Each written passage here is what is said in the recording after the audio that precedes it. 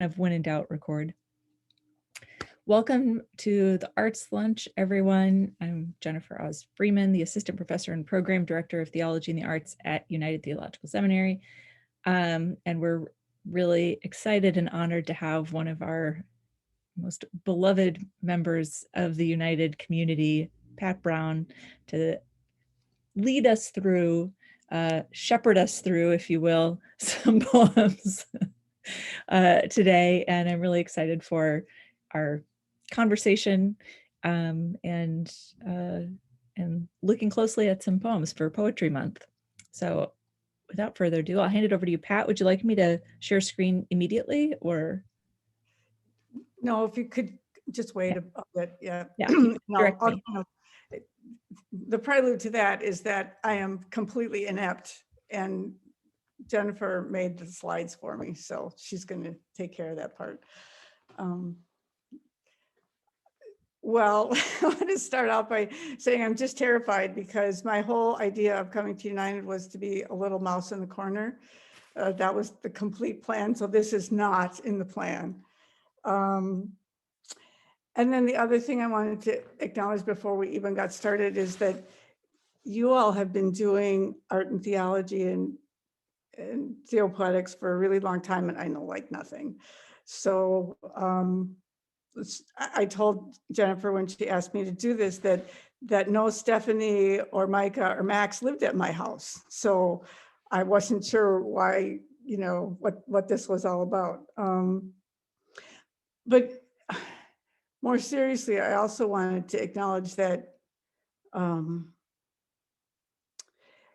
I know it's a time when all of our hearts are just really heavy and our spirits are pretty racked. And I don't know if this is the right thing to be doing today, but it's what I have to offer. And there are 3 poems that have provided solace to me for a very long time. And if I'm honest, they kind of come as, I see them as prayers and they come as prayers. So, so we're going to, there's 3 poems, and probably you are familiar with one or all of them. They're not obscure at all. One is Some Questions You Might Ask by Mary Oliver. And I've been told that Mary Oliver is much beloved at United, so that probably that one for sure you would know. Another is St. Francis and the Sow by Galway Kinnell. And the third that we'll close with is The Peace of Wild Things by Wendell Berry. And I also know in these, or I have learned to experience in these arts lunches, that almost all the students who take on an arts lunch blame Jennifer for getting us into this mess. And I am really happy to be part of that tradition, because I've been in arts and theology with Jennifer this semester, and on the very first day of class, almost the first sentence out of her mouth was, "Art does not illustrate theology, art does theology." And I completely sat up and took notice, and it's like, oh yes, that is so true. And being a person who loves language, my immediate thought was also, and poets do the same thing. They don't illustrate theology, they do theology. And if Jennifer had not said one other thing all semester, or given us one other thing all semester, and she gave us oceans, that would have been enough for me. That would have carried me, and it continues to carry me, and will keep doing that. So we're going to look at these 3 poems, but we're not going to ask the ordinary question of what do they mean, which is not always a very life-giving question. I think we need to be cautious about meaning, because it can limit by assigning one meaning, analogy to analogy, and then it becomes very limited and sort of static. It certainly does to ask the meaning question too soon, because it reduces poetry back to discursive language. And I think doing this little arts lunch is probably my my penance for many years of teaching when I jumped too quickly to meaning. So I'm doing my little penance today. Because in reality, poets they're always in the process of deconstructing ordinary language in order to create something new that reaches beyond what ordinary words can hold. And I don't want to, so I want to be really cautious about undermining the power by too quickly assigning one-to-one meaning. Because we're not in high school English class, we're not taking a quiz, we're not about interpreting and explaining. It's more about, what I hope today is more about sort of noticing and appreciating, more about gracefully receiving, not about wrestling meaning into the ground. This is how the poet John Keats talks about our interaction with poetry. And that's what I really hope today is interaction. This is what John Keats said. A poem needs understanding through the senses. The point of diving into a lake is not immediately to swim to the shore, it's to be in the lake, to luxuriate in the sensation of water. You do not work the lake out. It is an experience beyond thought. Poetry soothes and emboldens the soul to accept mystery. I especially love that last piece, soothing and emboldening the soul to accept mystery. That sounds like probably the best theology in the world to me. I think that's what theology does too.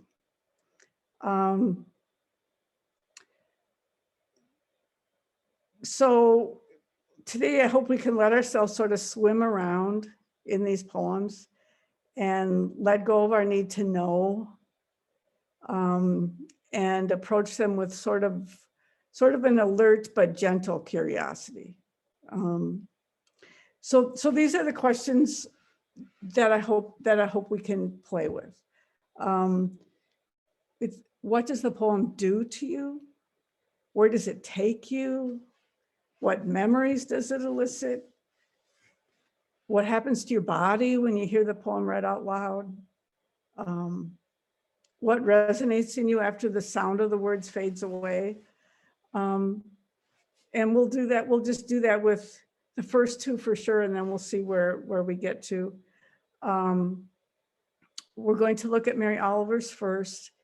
And two things I'd ask you. I am completely constitutionally incapable of looking at chat and carrying on a conversation with you. It's not in the realm of possibility. So what I really would ask is if you would, don't wait to be called on. This is not teaching, just chime in, please chime in. If you don't chime in, it's going to be like the shortest arts lunch in the history of arts lunches. So I'd really, really ask you to be part of this together. And Pat, I'll keep an eye on the chat too. If somebody puts a question in there, for whatever reason, if they can't unmute and do it, I'll keep an eye on the chat for you. Okay, that'd be great. That'd be great. So the Mary Oliver poem, again, most of you probably know a lot more about her than I do. She just died in 2019. She won the Pulitzer for Poetry in 1984.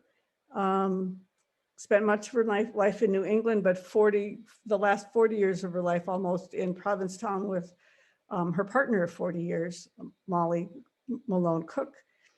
And she's been compared to Emily Dickinson for her affinity to solitude, which is quite lovely. And this is what she said about herself. When it's over, I want to say all my life, I was a bride married to amazement. And I think that she fulfilled her wish. So what we'll do is in a second, I'll ask Jennifer to put the first poem up so that you can see it as well as hear it. And the first time I'm going to read it for you, and then we'll play with some of those questions and whatever comes up. And then to close out each poem, I'll ask someone else if someone else would read it, because partly because I think too often we go too quickly and don't give a poem the space it might need. So does that sound okay to everybody? That way of going about it sound okay? Okay. So go ahead, Jennifer, if you give us Mary's poem.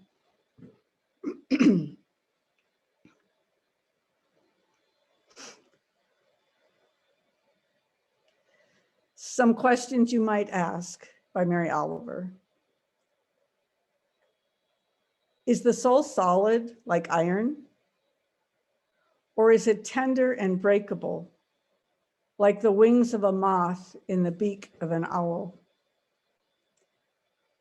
Who has it and who doesn't? I keep looking around me. The face of the moose is as sad as the face of Jesus. The swan opens her white wings slowly. In the fall, the black bear carries leaves into the darkness. One question leads to another. Does it have a shape like an iceberg? Like the eye of a hummingbird? Does it have one lung like the snake or the scallop? Why should I have it and not the anteater who loves her children? Why should I have it and not the camel? Come to think of it, what about the maple trees? What about the blue iris? What about all the little stones sitting alone in the moonlight? What about roses and lemons and their shining leaves? What about the grass?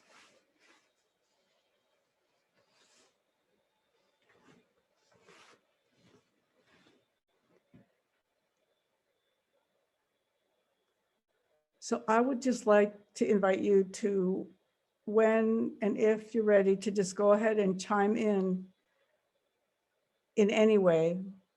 What does the poem do to you? What memories does it elicit? What happens in your body? What stays with you when the sound finishes? So whenever, however.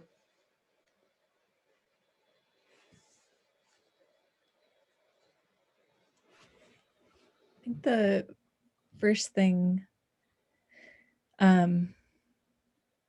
it's like feels very tactile, I suppose. You know, I mean, immediately solid like iron, the wings of a moth, you kind of picture the dustiness of moth wings. So I felt like there was that, yeah, just very tactile and texture based of all these, the varying textures of all these animals and plant life. Something that amused me was the line after the wings of a moth and the beak of an owl, and then that the next line has two who's in it. So who has it and who does it? I felt like was like this play on the owl sound. Oh, wonderful. So that surprised me and I liked it.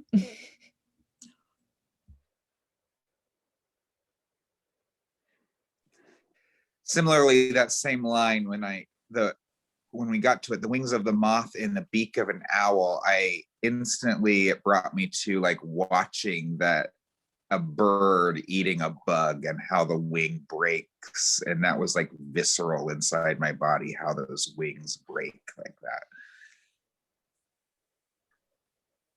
I was immediately stuck on just even the first line, soul and solid, and just how those words sound together.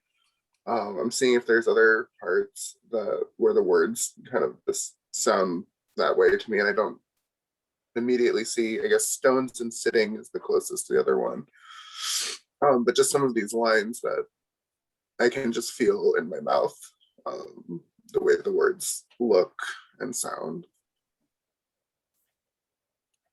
I have three little parts that really struck me. One is the sadness of the face of Jesus.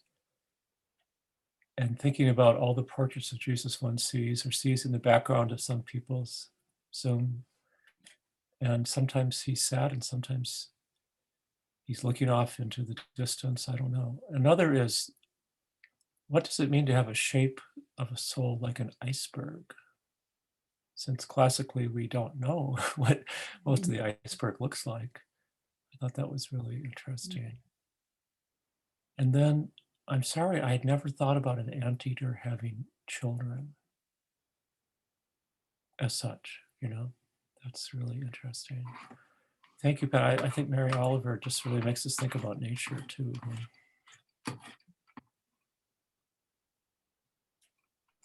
I'm really drawn to the moose because, and as so I'm trying to think. The moose's face does look sad, and it has that look. But is the moose really sad? And then, so then, is Jesus really sad? And so, I mean, it's that comparison, and I'm just, there's something about moose that are just so delightful, and those big eyes. Anyway, I just can't get away from the moose. This poem conjures a memory for me. And I think part of it is just like this kind of like innocence of encounter, just like this list of some things that are alive, and like the iceberg and a lemon, which we often regard as inanimate objects. I love how it's just kind of this litany altogether. But it reminds me of the specific moment when before I decided to do seminary stuff, I was doing biology stuff, and I was taking this class where we were collecting things from tide pools in the Pacific Northwest to like look at under microscopes. It was part of a class. And I invited a friend along with, and we were kind of like in this, like how science geeks kind of get when they're outside, they get kind of in this frenzy of collection of like this and this and this and this, and we're showing each other. And my friend, who had a very, she was a writer and had kind of a different lens, was like, oh my gosh, all of this is alive. Like I can't step on it anymore. And she kind of like left the group and just like perched herself on this rock, and I eventually like joined her, and it felt like that position of just like, everything is alive. Everything has, is precious and beautiful. We can't just like trounce over it. It felt like we're sitting there asking these questions. So yeah, I'm just thankful I haven't thought about that in a while.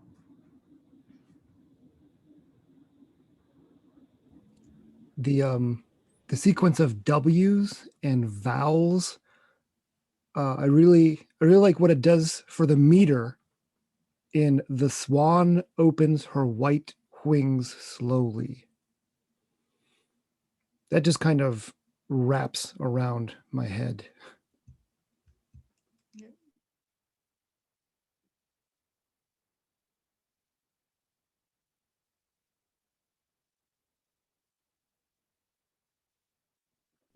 I like Maybe- that, Brian. Oh, sorry. No, go ahead. Oh, just to follow up on that. I mean, thanks for drawing that to my attention, because I hadn't really thought about the W, as this kind of wing-like letter too, of course, which just in its form as a letter has these little wings. And so yeah, well, I won't add any more beyond that, but it just, thanks for drawing that to my attention.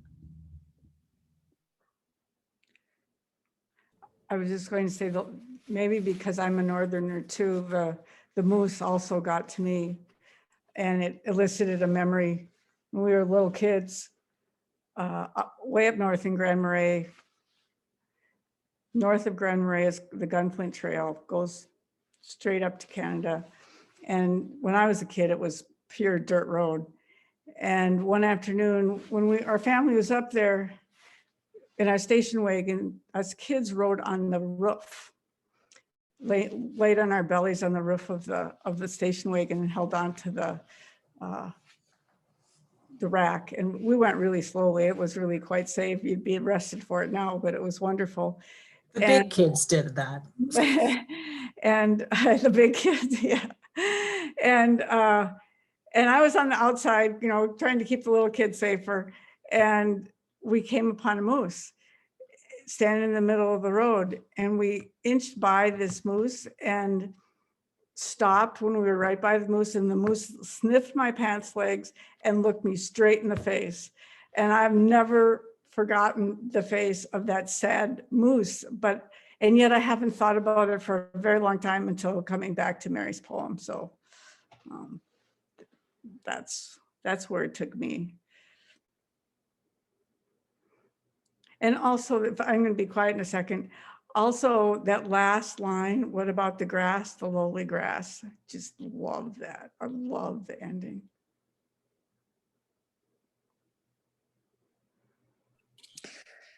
I can't stop thinking about the anteater who loves her children, especially in the time we're in when people seem to be discarded. I feel like that's the moment that she starts kind of paralleling the lives of the other with the lives of anyone else. And what's different? There's not much difference. It just struck me as if all the litany of examples just brings home the point that every single thing is precious. I love that it thinking of the grass as living. I think a lot of a couple of places I lived growing up had like lots of lawn or were nearby like really tall grass that I used to, back when I was like 1 and 2, like was much taller than me. And some of my earliest memories are just grass, like really tall grass. But I also was recently thinking about like how like grass can look like water when you move away from it and the wind is blowing it and there are waves, and how up close there's like how the light goes through it. So I really have these memories of tall grass in the way that sometimes it's each individual leaf of grass, and then how it's sometimes you can't distinguish any of the separate pieces. And I don't know. So those are some of the memories that last line brings up for me.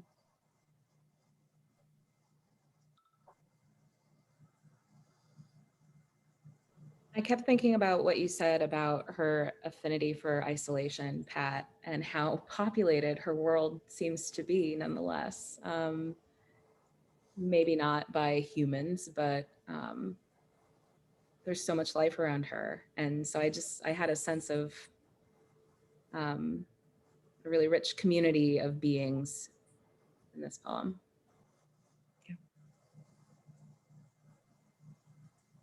I nanny a 5-year-old, and she the other day was saying, if I look at something without blinking, I can make it blow up. And then a little bit later, she like put her nose to my nose and was like, I'm staring into your soul without blinking. And I was like, am I gonna blow up? And she was like, no, you're safe. I love you. And it conjured that memory in me talking about souls, but also in its in the idea of being tender and breakable, and something, you know, we can blow up or we can keep safe by how much value and love we give to it.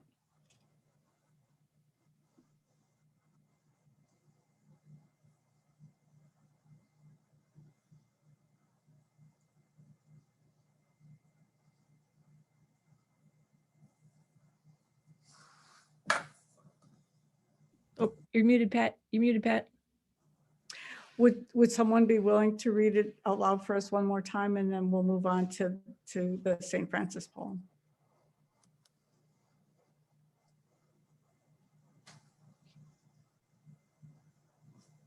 I can. Oh, go ahead. Oh, go for it, John. Oh, sorry. Was someone going ahead? Are we okay?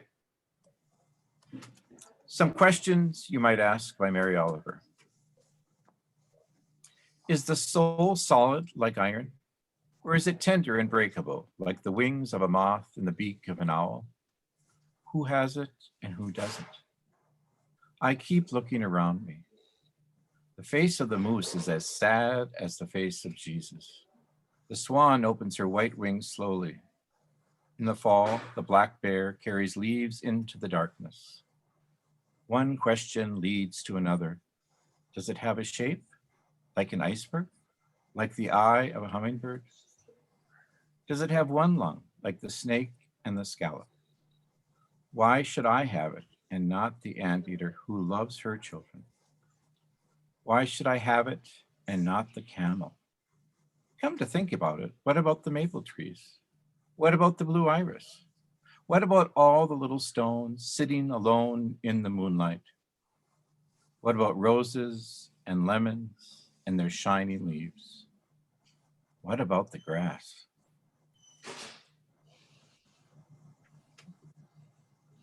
Thanks, John. Anybody, anything else before we turn to another? Okay. The second one is by Galway Kinnell, and I don't know his work very well at all. He won the Pulitzer for his poetry just the year before Mary Oliver did. He was very much involved in the civil rights movement in the 1960s and was arrested many, many times for working on voter registration. And this is what he has to say about poetry. If you could keep going deeper, you would finally not be a person. You'd be a blade of grass and ultimately perhaps a stone. And if a stone could read, poetry would speak for it.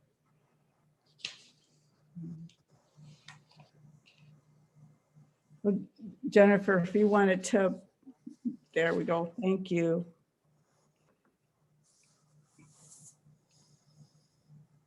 St. Francis and the Sow by Galway Kinnell. The bud stands for all things, even for those things that don't flower. For everything flowers from within of self-blessing. Though sometimes it is necessary to reteach a thing its loveliness. To put a hand on the brow of the flower and retell it in words and in touch, it is lovely until it flowers again from within of self-blessing. As St. Francis put his hand on the creased forehead of the sow and told her in words and in touch, blessings of the earth on the sow. And the sow began remembering all down her thick length, from the earthen snout, all the way through the fodder and slops to the spiritual curl of the tail. From the hard spininess spiked out from the spine, down through the great broken heart. To the blue milken dreaminess spurting and shuddering from the 14 teats into the 14 mouths, sucking and blowing beneath them. The long, perfect loveliness of sow.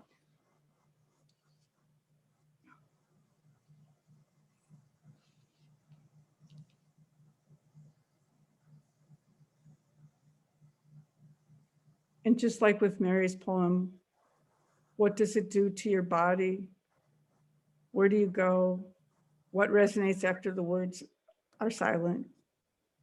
However you want to join in, please do.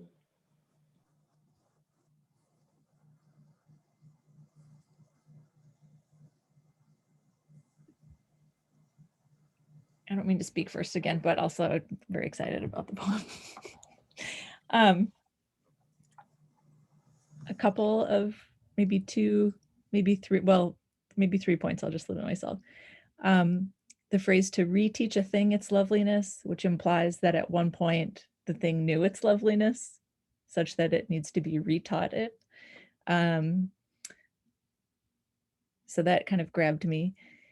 And telling in words and in touch. So this way of communicating through physical touch,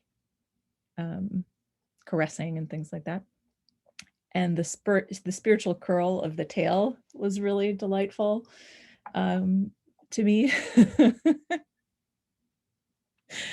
And the great broken heart. Okay, I'll stop it. But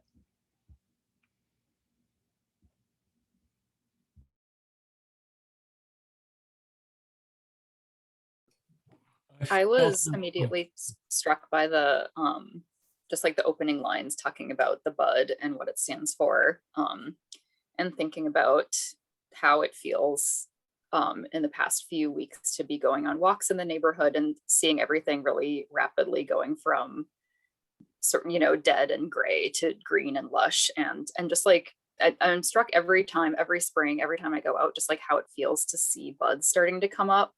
And it always does make me think about potential and about tenderness in sort of formative moments.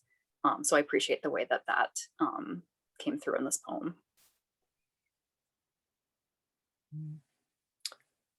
I love the idea of touch bringing forth life, not just loveliness, but life, which is kind of what Allison was saying too, I think. But what I felt in my body was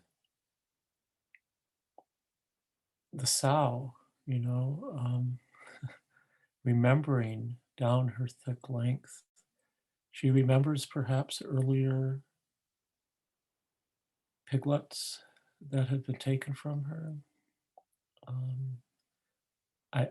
It makes me regain my vegetarianism almost. The hard spininess spiked out from the spine. The great broken heart. Long, perfect loveliness of sow. I've not read this one before, and I didn't know how lovely a sow could be.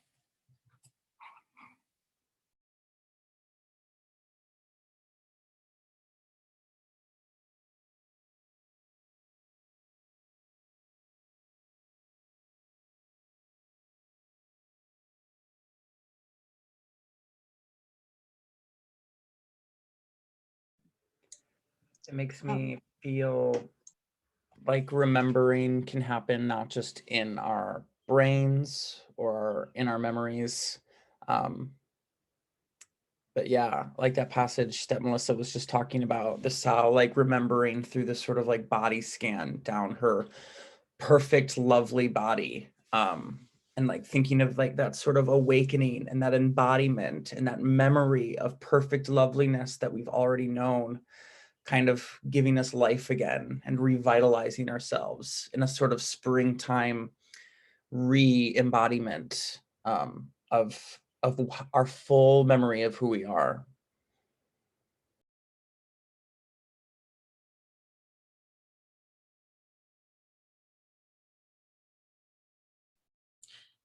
I love this poem. I've never read it before. I'm struck by the repetition of that line, from within, the one that ends from within, of self-blessing, and how those both kind of stand out on the page as well in this parallel way.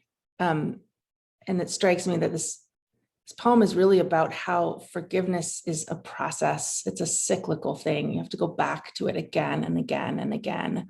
It's not a one-time event. And as Allison was speaking, I thought you were going to say, when I go through when I've been walking through the neighborhood and seeing like something, you know, having to do with this particular moment we're in. And you said the buds on the trees. And so then I had to start to reread this and think about the National Guard that's stationed a block away from my house. And when I go on a walk this morning, I had to pass that. And so thinking about, is there self-blessing? Where is the self-blessing from within? And how many times will I have to walk around the block before I can really see that and understand that in that context? How do I do that? It's a challenging poem to me. It's really beautiful. I can't stop thinking about the hurt of the sow. Just thinking about how if you have to be retaught your loveliness, that means somebody taught you that you're not lovely. And how long has the sow lived with the idea that someone taught it that it was not lovely? And that's what I keep circling around in this poem, the kind of unspoken feeling before.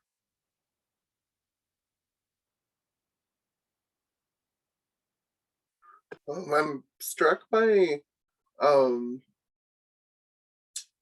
this sort of self-blessing, but also the blessing as coming from of the blessings of the earth on the sow. So there's a sense of self-blessing, but then also of other people kind of facilitating blessing. So there's kind of for me, a murkiness about who is a self, what is the self. If everything's a bud, then everything is self-blessing. But just also thinking of Saint Francis as a person, as a human person, as a conduit for this earth and for the sow. It's like not about the human at all. There's this sharing or path through the human of blessing, but that's the only role of the human in this poem, and I really like that it's that humans as a conduit of blessings between other entities, and not about the desire or the focus on the human.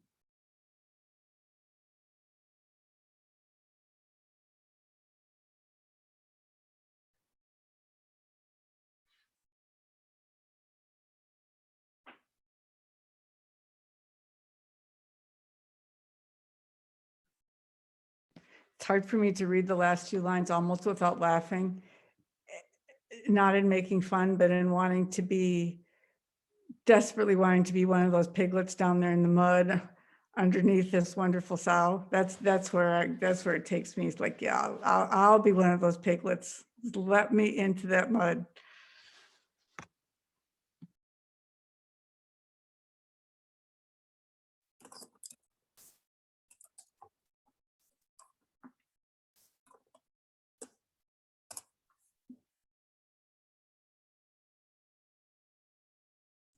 I'll just say I really liked the line up at the beginning, even for those things that don't flower. And of course, that coming before the self-blessing portion.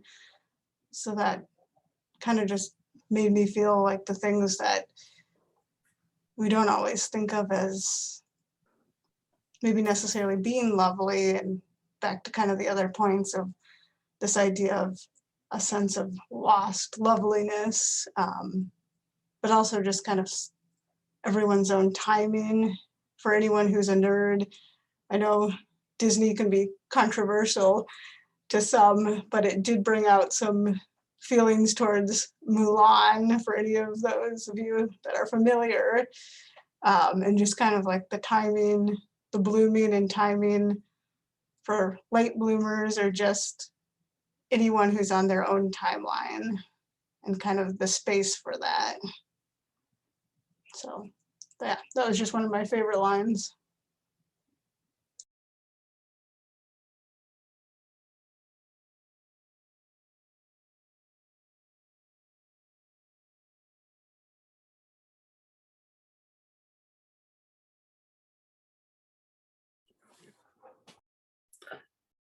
I love just how much character is described in the flower. The same thing that we have that the sow goes through is going through the flower in the first half of the poem. The touch, the flower has a brow. The flower is something, someone who can be told in words and touch. And I just love the idea of the brow of the flower.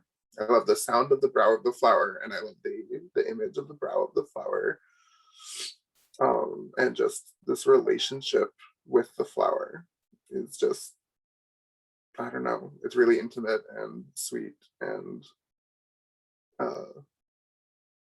different from a lot of the relationships that I feel like are expected in sort of the rational Western world or whatever of how we're supposed to relate to plants.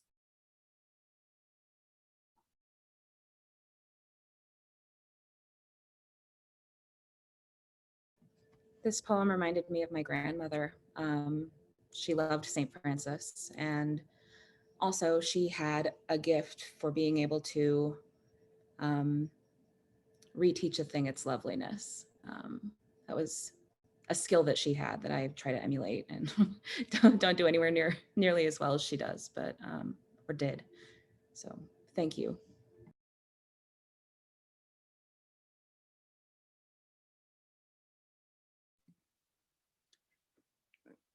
I'm also drawn to St. Francis putting his hand on the creased forehead of the sow. And I think we all have creased foreheads right now. And the sense of the weight of that touch is just really so consoling.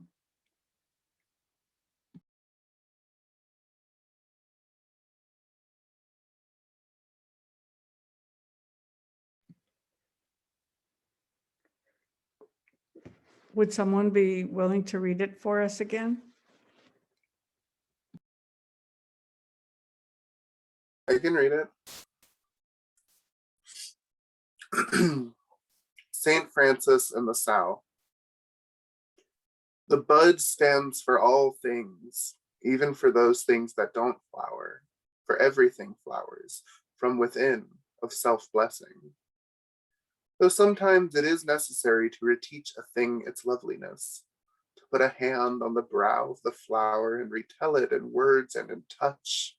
It is lovely, until it flowers again from within, of self-blessing. As St. Francis put his hand on the creased forehead of the sow and told her in words and in touch blessings of the earth on the sow, and the sow began remembering all down her thick leg, from the earth and snout all the way through the fodder and slops to the spiritual curl of the tail, from the hard spininess spiked out from the spine down through the great broken heart, to the blue milk and dreaminess spurting and shuddering from the 14 teats into the 14 mouths, sucking and blowing beneath them, the long, perfect loveliness of the sow.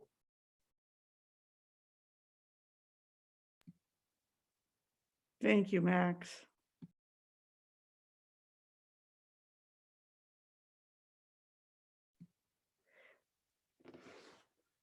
I'd like to do one other thing with these two poems, and Jennifer graciously made a slide to do that, which is to just lay them side by side and just see how the two poems interact with each other and with us. So it opens up that conversation. What happens when you lay them side by side?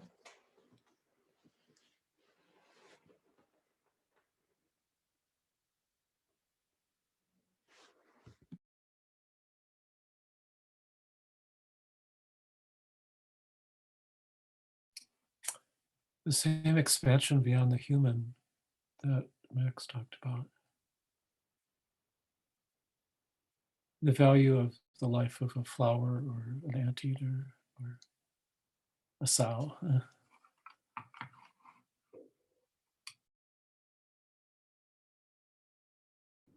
Both of them have this kind of like attitude or posture of like approaching another with like a question or a tenderness,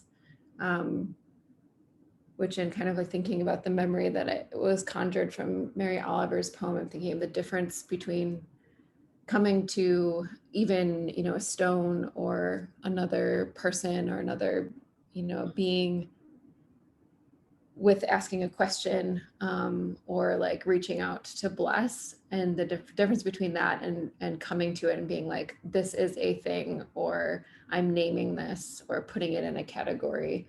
It's just which sounds really obvious when you say it, but it's more of just like this felt, this energetic quality to both of them.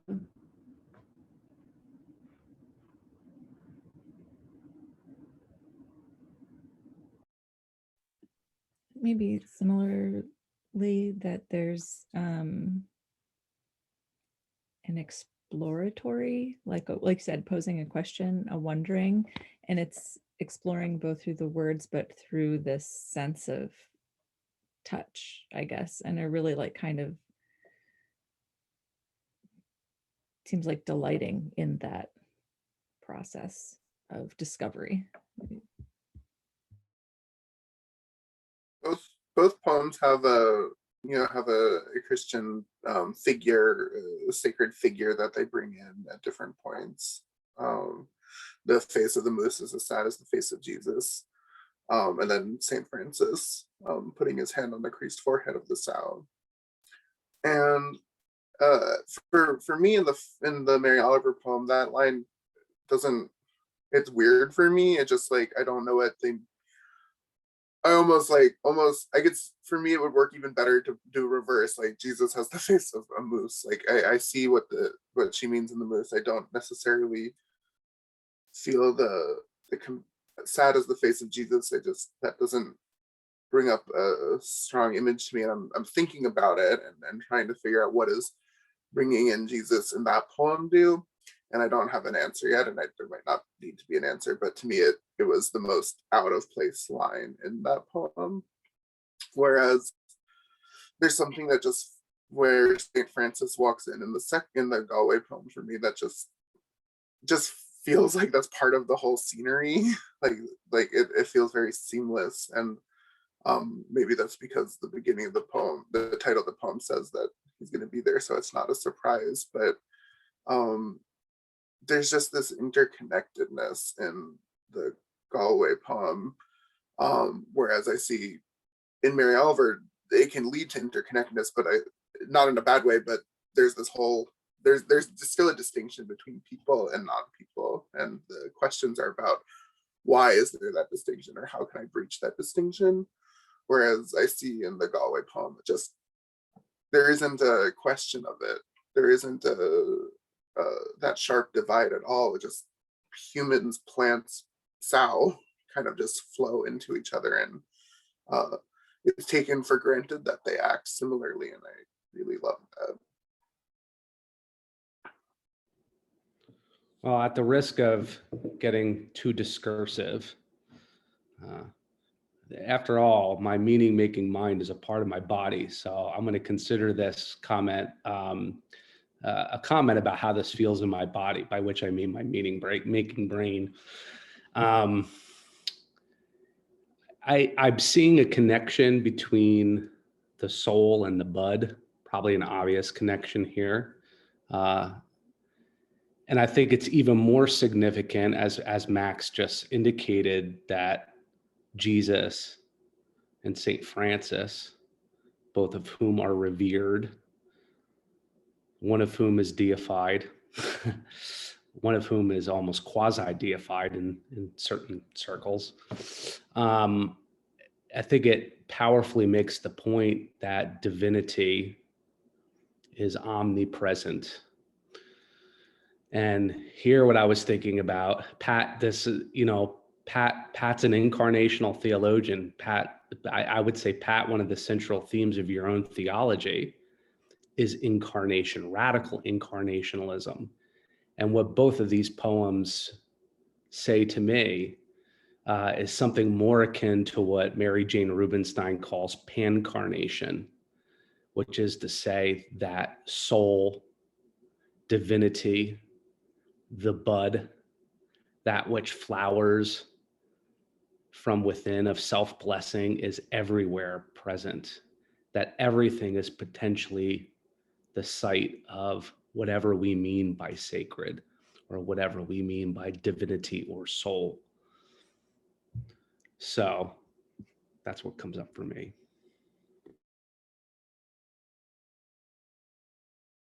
As I look at them side by side, I see how you realize it sort of dwarfs the importance of humanity.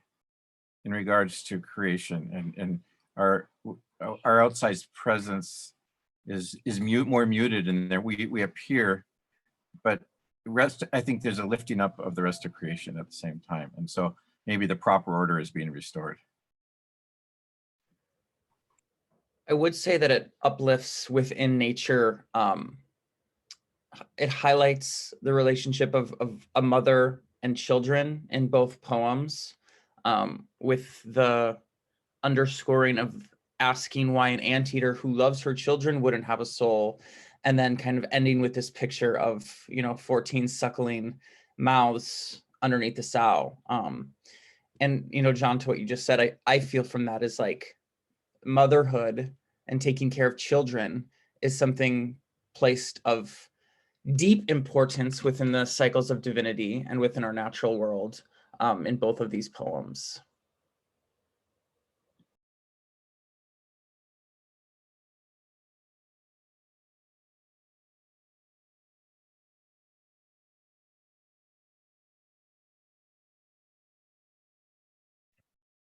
I noticed that the shape of both is similar and that they start with these really macro ideas. The bud stands for all things, the soul, the substance of the soul, and then they sort of end up moving into the materiality of the world and these details. Like they both get more detailed as they go on.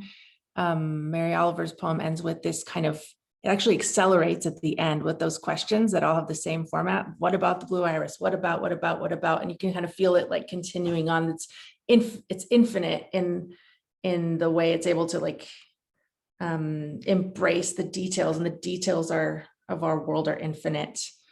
And so it's just kind of interesting that they both to me have this kind of, I guess, triangular shape, and they have a life after the end of the poem, because you can kind of in imagination continue to conjure like the infinite details within the context of the questions raised in the poems.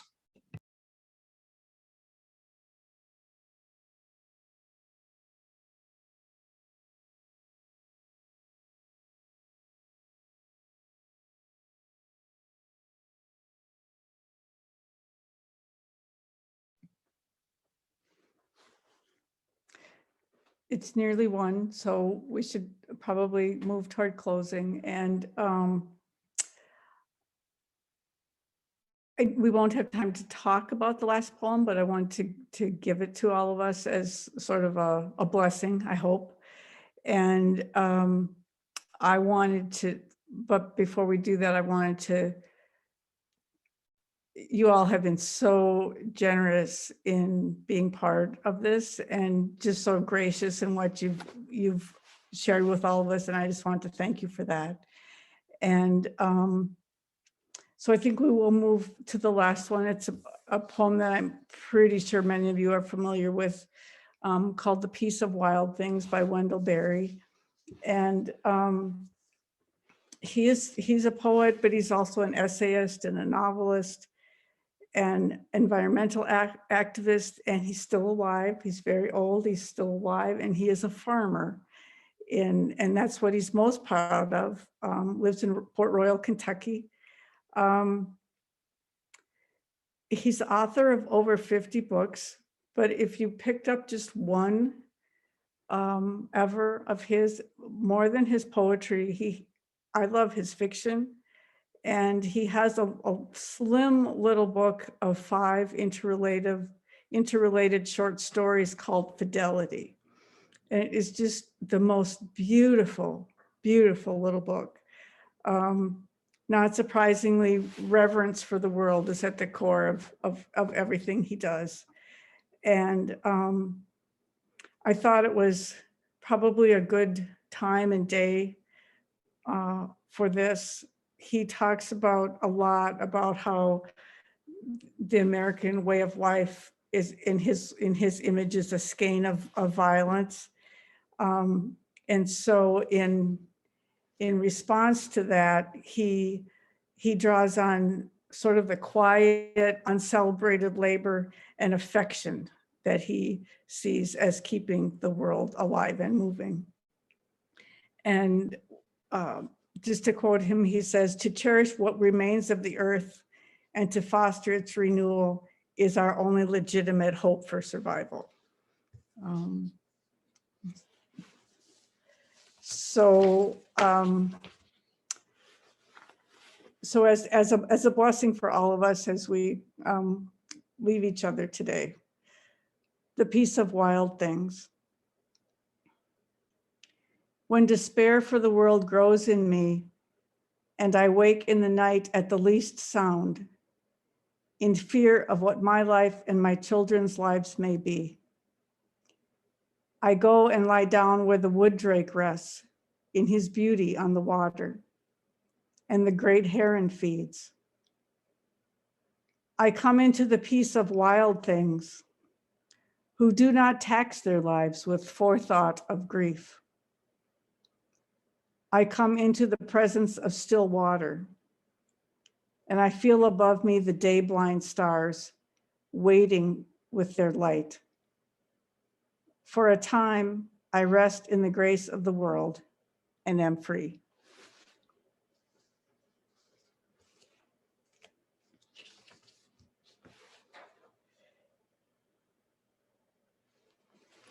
And that's what I have for you. And if anyone, any closing that anyone else has, go for it. Well, I'd like to close. It's a very special day today. And it's Pat's birthday today. And Pat has a piece of this chocolate cake at her house.